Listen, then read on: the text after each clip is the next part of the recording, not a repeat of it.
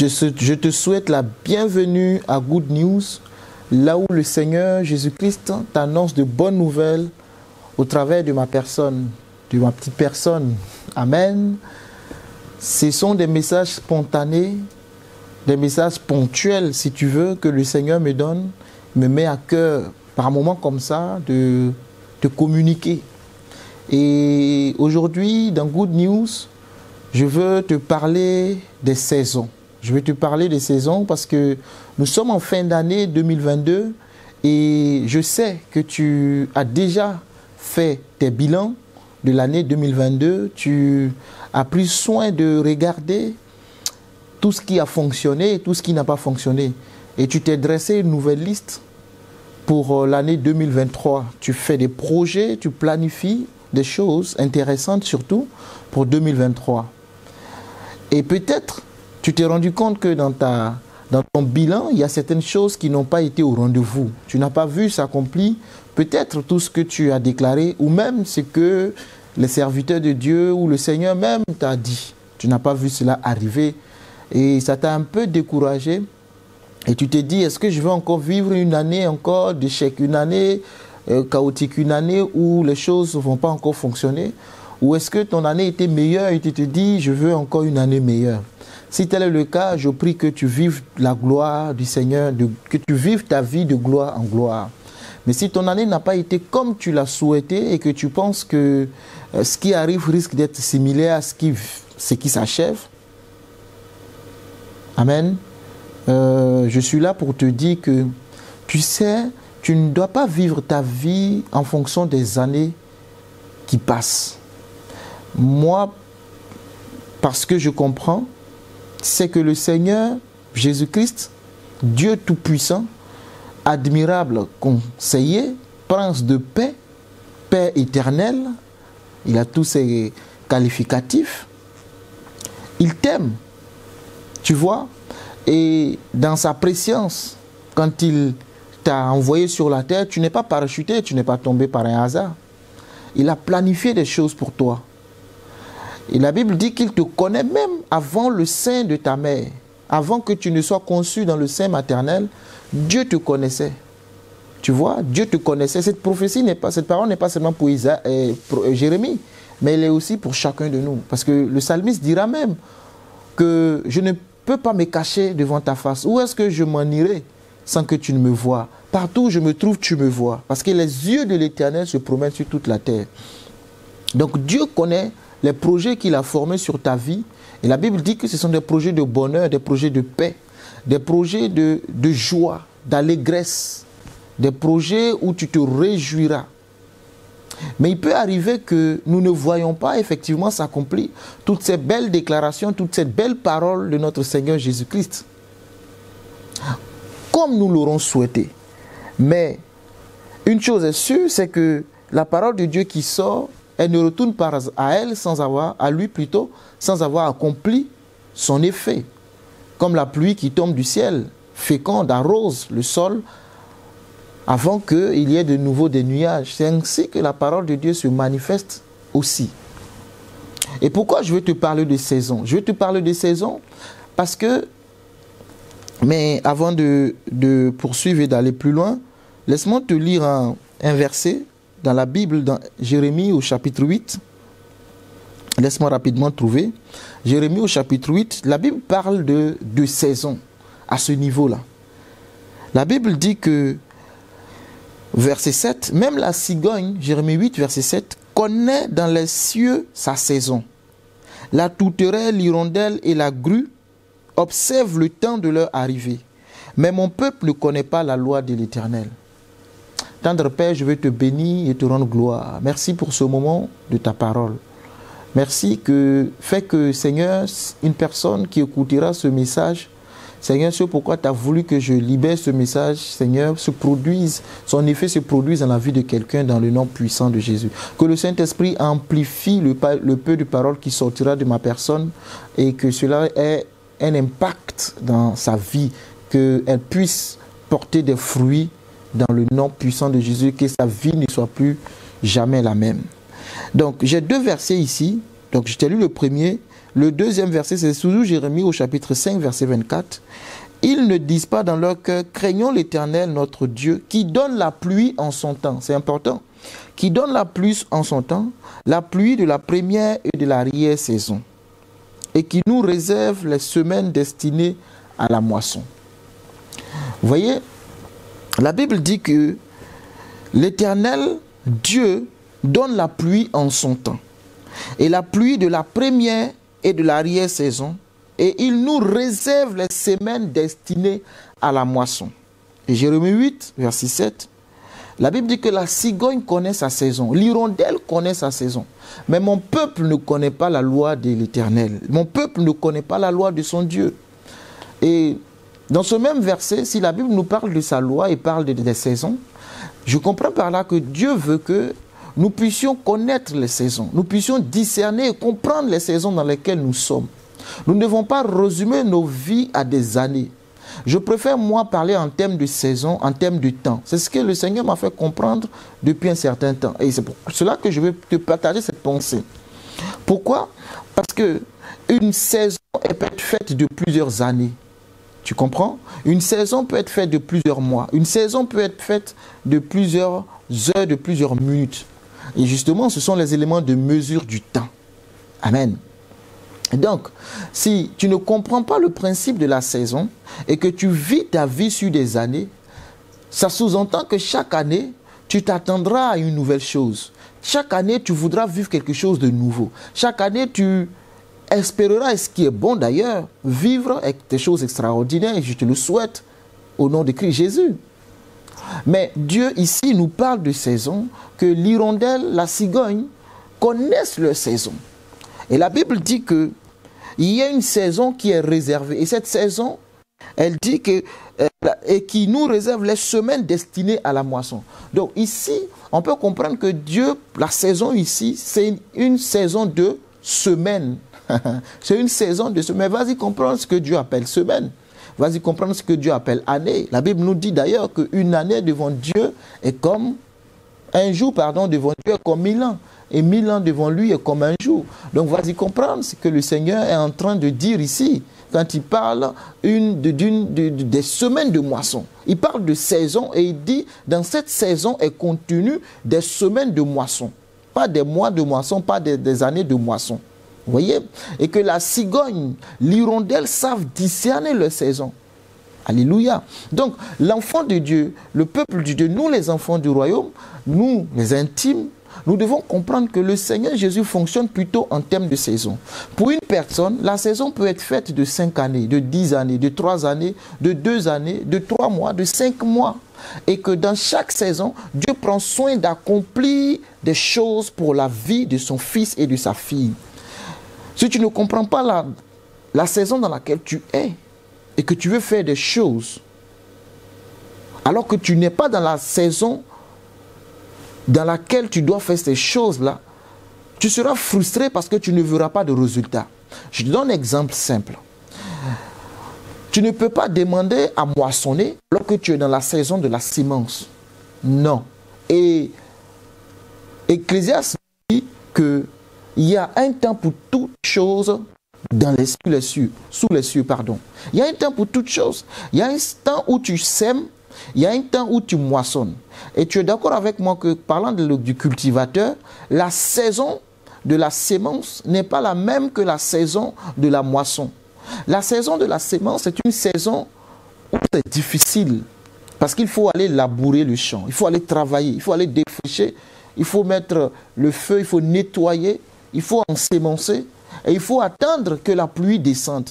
La Bible dit que c'est Dieu qui donne la sémence au semeur. Et ensuite, après avoir sémé, il faut que la pluie descende. Et la pluie étant du fait de Dieu, parce que c'est lui qui envoie la pluie. Il dit qu'il envoie la pluie de l'arrière-saison, en son temps. Dieu envoie la pluie. Donc, le temps de la sémence, la sémence a besoin de la pluie. Et la pluie va descendre.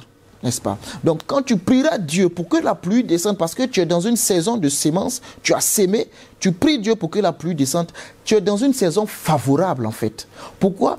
Parce que tu es dans une saison où ta sémence a besoin d'eau. Et quand tu t'adresses au Père, connaissant ta saison, le Père va répondre parce qu'il sait que c'est la saison. je fais une parenthèse, Jésus a dit, levez les yeux, voyez, la moisson est grande, mais il y a peu d'ouvriers. Priez le Père, le propriétaire de la moisson, afin qu'il envoie davantage des ouvriers dans sa moisson. Vous voyez? Pourquoi? Parce que c'est la saison de moisson, mais c'est une parenthèse. Je reviens maintenant à ce que je te disais. Donc, le Seigneur, quand tu vas le prier, parce que tu veux la pluie, il t'enverra la pluie. La pluie de la première et de l'arrière-saison. Cette pluie qui va venir féconder ta sémence, qui va venir arroser ta sémence afin que ta sémence pousse. Et en règle générale, tu peux prendre 2 mois, 3 mois à cultiver, à s'aimer. Et il y a un autre temps où tu laisses mûrir le champ. En ce moment-là, tu es en train d'enlever les mauvaises herbes. Les herbes qui empêchent à ton champ de bien pousser. Pour que tu prends le temps d'aérer les plantes pour qu'elles puissent bien respirer et porter de beaux fruits, de gros fruits. Vous voyez? Maintenant, il y a un moment donné, ça s'appelle la saison de récolte. De la même manière, tu partais s'aimer dans la douleur, dans la peine. Il y a un autre moment où tu seras dans la saison de la moisson. Et là où, quand tu vas au champ, tu vas avec des chants d'allégresse. Pourquoi? Parce qu'il y a des fruits qui t'attendent. En ce moment-là, tu sais que tu n'as pas besoin de pluie. Voyez-vous? Or, si la pluie tombe malheureusement dans des moments de récolte, tu risques de ne pas récolter comme tu l'aurais souhaité parce que ce n'est pas le temps qu'il pleuve. Le temps qu'il pleuve est passé. Donc, si tu ne sais pas que ce n'est pas la saison qu'il pleut et tu es dans la saison où tu dois moissonner alors que toi, tu pries que la pluie descende, la pluie descendra pour déranger, pour gâter ta culture, pour détruire tes champs. Alors que tu as besoin de récolter. Donc, il faut comprendre la saison dans laquelle tu es. Et quand tu comprends la saison dans laquelle tu es, tu sais orienter et diriger tes prières. Tu sauras maximiser ton temps devant le trône de la grâce. Hébreux 4, verset 15-16 dit que notre souverain sacrificateur, c'est-à-dire Jésus-Christ, il connaît nos... comment dire ça? Il connaît nos besoins. Il a souffert lui-même, d'ailleurs. Il n'y a aucune souffrance que nous vivions que lui-même n'ait pas vécu. Il connaît nos souffrances. Il connaît tout ce que nous souffrons. Donc, de nous approcher du trône de la grâce avec assurance. Avec assurance. Pourquoi? Pour demander miséricorde et grâce afin d'être secouru dans tous nos besoins. Donc, quand tu vas venir devant le trône pour dire, Père, je suis dans une saison de sémence. J'ai besoin de la pluie. Parce que c'est le moment, il faut que tu envoies la pluie. Il dit, j'envoie la pluie en son temps. Donc c'est le temps où la pluie doit tomber. Amen. Mais si tu confonds tes saisons et que tu passes ton temps à calculer ta vie sur des années, et tu ne sais pas discerner parce qu'on est en train de finir 2022 et tu te dis, il faut que je tourne la page très vite pour aller en 2023 parce que 2022 n'a pas été une année meilleure pour moi. Mais ce que je veux te faire comprendre, que tu ne dois pas regarder seulement à l'année, mais tu dois discerner et comprendre dans quelle saison je me trouve en fait. Dans quelle saison je me trouve? Parce que ta saison peut s'étendre depuis 2020 jusqu'en 2024. C'est une saison. Voyez-vous? Mais si tu cours à tourner vite la page, oubliant que tu as mis une sémence en terre, tu vas aller encore commencer à travailler un nouveau champ. Pendant que tu es en train de travailler un nouveau champ et mettre la sémence, ce n'est plus le temps de la sémence, c'est le temps de la récolte. Toi, tu es en train de s'aimer, tu te retrouves en arrière, tu te retrouves en retard en fait. Parce que tu passes ton temps à shifter, en fait, à changer sans pour autant discerner et comprendre la saison dans laquelle tu es. Tu vas courir pour aller récolter alors que c'est le moment de s'aimer. Tu vas courir vouloir s'aimer alors que c'est le moment de récolter. Alléluia. Donc, à chaque niveau, à chaque cycle de ta vie, il faut discerner les temps dans lesquels tu es. Tu dois comprendre et discerner les temps dans lesquels tu te trouves. Amen. Si tu ne sais pas les discerner et les comprendre, ça sera difficile pour toi. Tu vas dire, mais oui, mais moi depuis 2020, les choses sont pareilles, les choses ne bougent pas. Mais non, ce n'est pas une question d'année. Oui, mais moi, ça me fait déjà 10 ans, je suis là, j'attends un homme, personne ne vient. Ce n'est pas une question d'année. Il faut chercher à savoir dans quelle saison tu es. Est-ce que tu es dans la saison du mariage? Si tu es dans la saison du mariage, tu vois, comment tu sais? Parce que dans ta saison de célibat, tu as pris le temps de préparer la saison. Enfin, la saison se prépare du mariage. Donc quand tu rentres dans cette saison-là, et je vais te dire, hein, tu n'as même pas besoin de prier pour te marier. Non, quand tu comprends les choses et tu mets les choses en ordre, peut-être que ça peut te paraître bizarre ou ça peut te choquer. Tu n'as pas besoin de prier pour te marier. Combien se sont mariés sans prier? Tu n'as pas besoin de prier. Non, il faut comprendre. Parce qu'à chaque saison, il y a un type de bénédiction qui doit arriver. Les bros, chatabaya. Il y a un type de bénédiction qui doit arriver à chaque saison. Donc, si tu maîtrises bien ta saison et tu sais que je suis dans la saison et que la chose n'arrive pas, tu peux comprendre alors qu'il y a un problème. Donc, tu sauras mieux diriger ta prière. Tu vas dire, Père, comme Daniel l'a fait. Mais tu nous as dit c'est 70 ans d'esclavage. Mais voici que nous sommes en train d'accomplir ces années et les choses ne bougent pas. Il y a quelque chose qui ne va pas. Et Daniel se met à chercher Dieu pour comprendre les temps.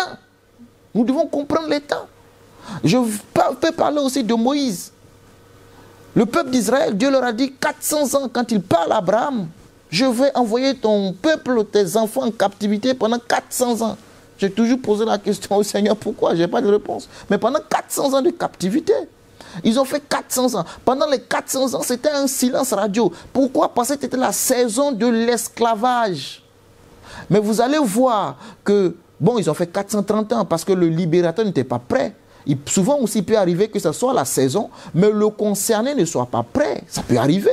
Comme pour Moïse. Moïse a voulu précipiter le temps quand il a tué l'Égyptien. Et il a fui. Il a ajouté encore des années de servitude à son peuple sans s'en rendre compte.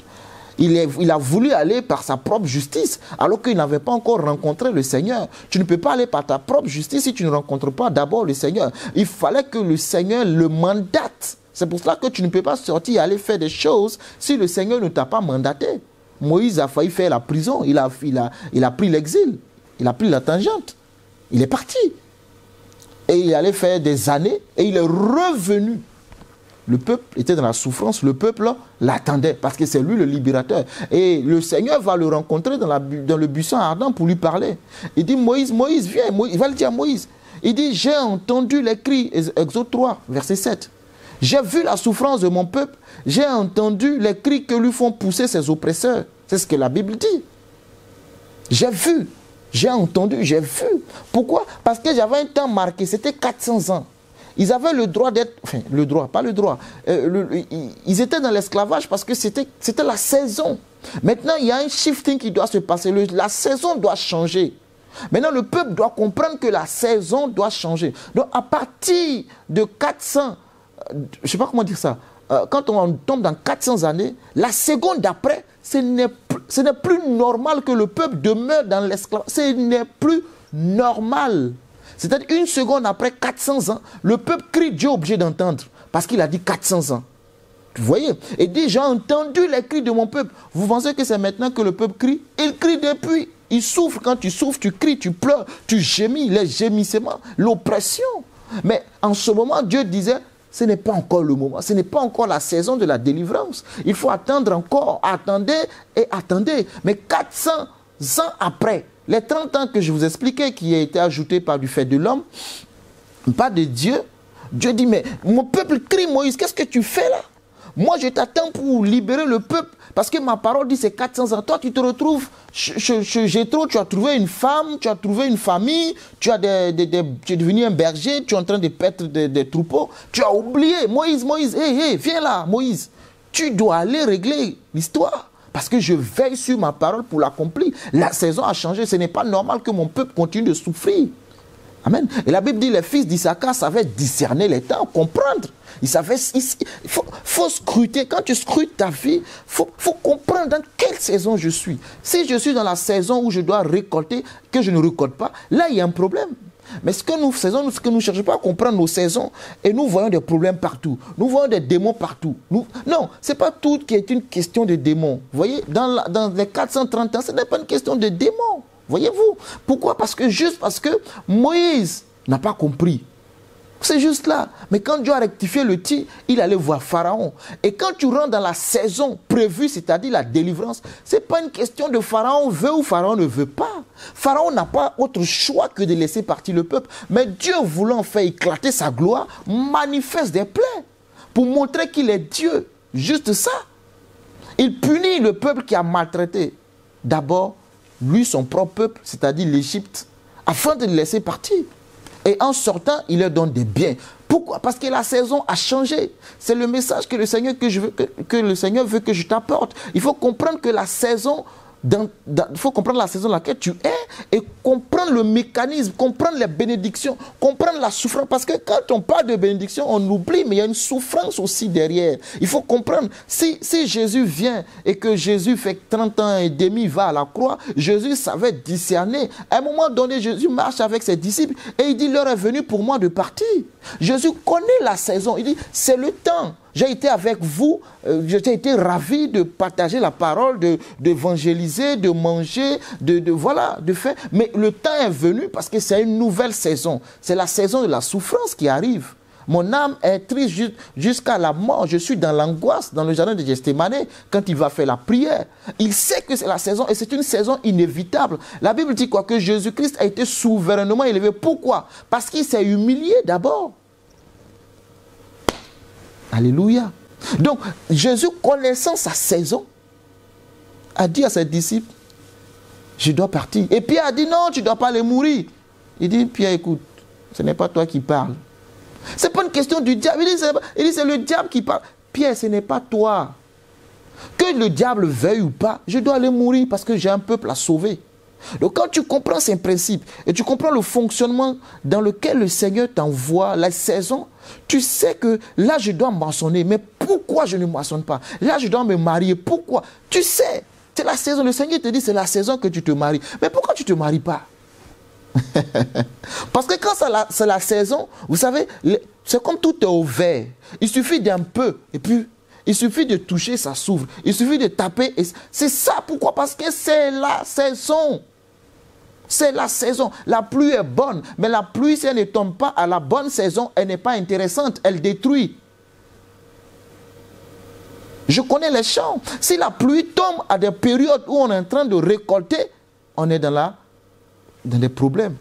Pourquoi? Parce que la pluie qui a été bonne pour la sémence, cette même pluie ne sera pas bonne pour la récolte. On doit discerner et comprendre, alors que la pluie est une bonne chose. Voyez-vous, il y a des bonnes choses qu'il faut faire au bon moment. Mais si on ne comprend pas ça, on passe à côté de beaucoup de choses. Il y a des mauvaises choses qui nous arrivent parce que nous ne savons pas discerner les temps et comprendre les bonnes choses à faire. Si tu fais une bonne chose en dehors du bon moment, cette bonne chose devient une mauvaise chose. Si tu fais une mauvaise chose, aussi. Cette chose-là devient une mauvaise chose aussi. Alors qu'elle est une bonne chose, mais tu l'as fait hors du temps. Tu ne l'as pas fait dans la saison. Tout simplement, vraiment c'est un message que Dieu m'a dit, ça fait un moment, je pense que depuis début décembre, que ce message me parle, j'ai dit bon, je vais partager avec quelqu'un. Parce que tout le monde fait ses bilans et tout le monde est en train de shifter. L'année va changer. Écoute, quand tu vas te réveiller le 1er janvier, 2023, c'est le même soleil. Pour ceux qui ont le soleil, nous ici, il n'y a pas de soleil d'abord, c'est l'hiver. Pour ceux qui ont le soleil, c'est le même soleil, c'est la même lune, ce sont les mêmes étoiles. C'est les mêmes minutes, les mêmes secondes, les mêmes heures. Qu'est-ce qui a changé en fait? Qu'est-ce qui a changé? C'est juste 2 qui devient 3. C'est bon. Pourquoi? Parce qu'il y a un plus. Gloire à Dieu. Mais il faudrait que tu comprennes, moi, principalement, dans quelle saison je suis. Si tu es en train de construire une entreprise, tu as commencé à construire ton entreprise en 2022, il ne faut pas espérer que déjà tu commences à récolter. Il y a un temps. Tu ne dois pas faire comme les autres qui récoltent déjà. Puisque c'est une année où ils déclarent de gros chiffres, toi aussi tu déclares des gros chiffres. Ça, c'est la foi. Je t'encourage. Oui, il faut déclarer de gros chiffres, mais il faut comprendre les temps. Oui, il faut comprendre les temps dans lesquels tu es, les saisons dans lesquelles tu passes. Si l'autre a déclaré que c'est sa saison de se marier, c'est bien, c'est extraordinaire. Mais toi, dans quelle saison tu te trouves? Est-ce qu'en ce moment, Dieu t'a assez préparé? Est-ce que tu t'es assez préparé pour entrer dans une nouvelle saison? La saison à double vitesse. Comment je vais appeler ça? Là où la saison où tu vas vivre avec quelqu'un. Parce que quand tu vas vivre avec quelqu'un, ce n'est plus pareil que quand tu vivais seul.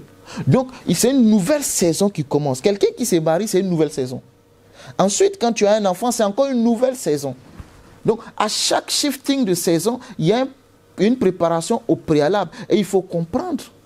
avant de rentrer dans la saison.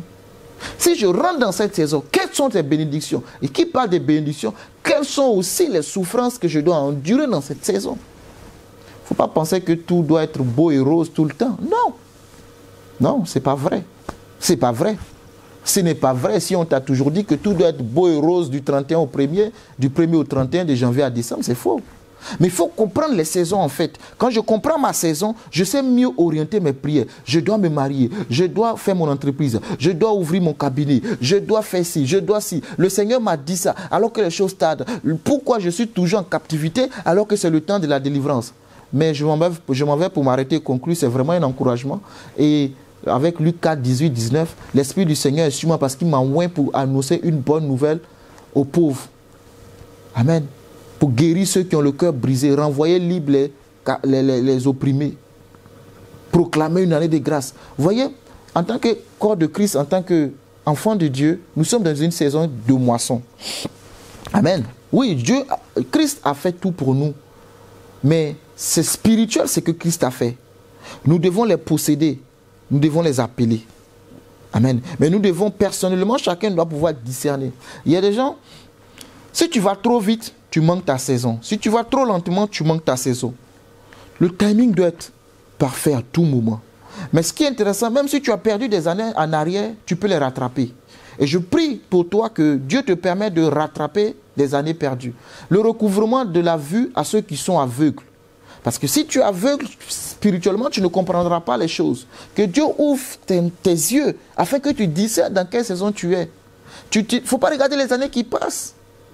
Si tu comprends par contre ta saison, mais que les années passent, que rien ne se passe, c'est là qu'il faut aller comprendre les choses comme Daniel. C'est là qu'il faut aller creuser pour savoir.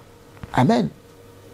La vie normale pour chaque homme normal se déroule normalement, mais il peut y avoir des obstacles dans ta vie. C'est là que tu vas chercher à comprendre. Mais pourquoi ça ne marche pas? Dans quelle saison je suis? Est-ce que je ne suis pas allé trop vite? Est-ce que je ne suis pas allé trop tard? Je ne suis pas arrivé trop tard, pardon. Hébreux 4 dit que personne ne soit trouvé trop tard, pendant que la grâce est encore disponible. Que personne ne soit trouvé trop tard, ne soit arrivé trop tôt. Efforçons-nous de rentrer. C'est-à-dire qu'il faut discerner. Jésus a dit, vous savez discerner les temps, quand il parlait à ses disciples. Quand vous voyez le figuier, vous voyez les feuilles de figuier, vous savez déjà quel était sa annonce. Il dit tirer les comparaisons comme ça. Il faut comprendre ta saison. Et Seigneur, je veux prier pour cette personne pour qui tu m'envoies donner cette parole. Vous savez, Dieu, quand il parle pas forcément à la multitude. C'est une parole, c'est une personne. Mais si ce message te concerne, prends-le et prie. Seigneur, je veux comprendre la saison dans laquelle je suis. Pourquoi est-ce que je suis toujours en captivité concernant le boulot? Je suis réduit dans le boulot. Je n'arrive pas à me parler. Pourquoi, Seigneur? Il faut comprendre. Il ne faut pas tout commencer à je lis, je chasse, je détruis, je casse tout. Non, doucement, je mets le feu. Oui, doucement. Comprends les choses. La Bible dit dans Jean 8, 32, vous connaîtrez la vérité et la vérité vous affranchira. Je suis le chemin, la vérité, la vie. La vérité, c'est Jésus. Et ce verset de Jean 8, 32 rejoint Osée 4, 6. Mon peuple périt, faute de connaissance. Quand on parle de connaissance, c'est tout ça en fait. Tu dois connaître Dieu. Tu dois connaître ses plans dans ta vie. Tu dois connaître les saisons dans lesquelles tu vis. Si ça n'a pas été ouvert, ce n'est pas grave. Si tu es toujours dans la saison, ça va s'accomplir.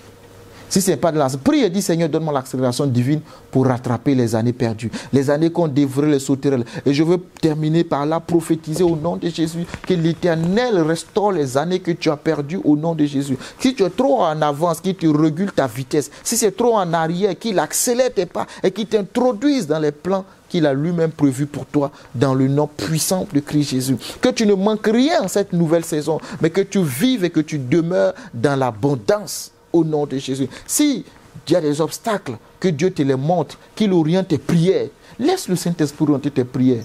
Ne te précipite pas quand tu pries, mais laisse le Saint-Esprit. Il va te révéler, te montrer les choses qui ne bougent pas, les choses qui ne vont pas. Si je vous en parle, parce que j'expérimente des choses. Il y a des saisons où je pensais que c'est là qu'il faut faire des choses, alors que non. Mais quand la saison arrive, tu dis, waouh, Seigneur, tu es merveilleux. C'est la saison. Que Dieu t'introduise dans de nouvelles saisons pleines de grâce, pleines de bonté, pleines d'amour, de joie, de prospérité, à tous les niveaux, au nom de Christ Jésus. Reste béni et reste connecté. C'est des messages spontanés, j'appelle ça good news. Ça arrive ponctuel comme ça que Dieu me donne, que je partage. Connecte-toi, abonne-toi et que le Seigneur Jésus-Christ te fasse du bien. Nous sommes en fin d'année, je ne sais pas si j'aurai encore un message spontané, j'en sais pas. C'est le Saint-Esprit qui fait les choses. Mais si d'ici là, ce n'est pas le cas, je te souhaite de passer une très bonne année. Aujourd'hui, c'est le 25, nous célébrons la naissance de notre Seigneur Jésus-Christ. Et bientôt, dans moins d'une semaine, ça sera la fin de l'année. Et je te souhaite une bonne et agréable année 2023. Mais si d'ici là, Dieu me met à cœur pour un nouveau message, on se reverra par sa grâce. Dans tous les cas, je sais qu'en 2023, on recevra dans tous les cas, au nom de Jésus. Reste comblé et béni, toi et ta famille, et vis le ciel sur la terre. Shalom chez toi. Amen.